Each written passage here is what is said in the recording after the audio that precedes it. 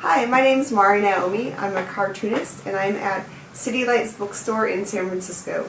I'm going to read a passage from George Orwell's 1984. This is my own copy, printed in 1983. It was banned because of sexual and communist content. And here goes. It was a bright, cold day in April, and the clocks were striking 13. Winston Smith, his chin nuzzled into his breast in an effort to escape the vile wind, slipped quickly through the glass doors of Victory Mansions, though not quickly enough to prevent a swirl of gritty dust from entering along with him. The hallway smelt of boiled cabbage and old rag mats. At one end of it, a colored poster, too large for indoor display, had been tacked onto the wall. It depicted simply an enormous face, more than a meter wide, the face of a man of about 45, with a heavy black mustache and ruggedly handsome features. Winston made for the stairs. It was no use trying the lift. Even at the best of times it was seldom working, and at present the electric current was cut off during daylight hours. It was part of the economy drive in preparation for Hate Week. The flat was 7 flights up, and Winston, who was 39, had a varicose ulcer above his right ankle, went slowly, resting several times on the way. On each landing, opposite the lift shaft, the poster with the enormous face gazed from the wall.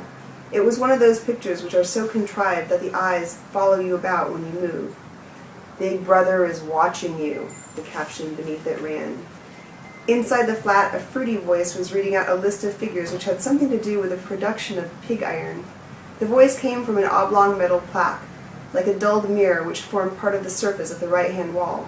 Winston turned a switch and the voice sank somewhat, though the words were still distinguishable.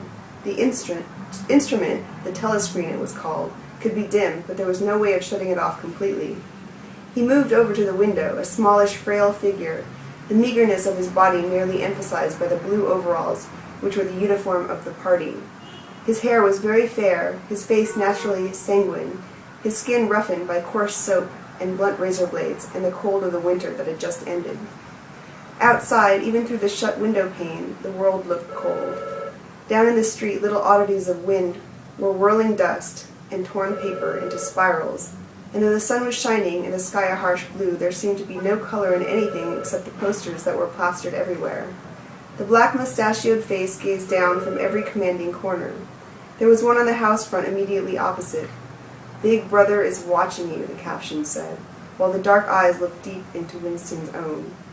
Down at street level, another poster, torn at one corner, flapped fitfully in the wind, alternately covering and uncovering the single word "Ingsoc."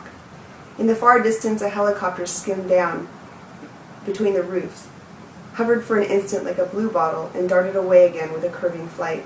It was the police patrol, snooping into people's windows. The patrols did not matter, however, only the thought police mattered.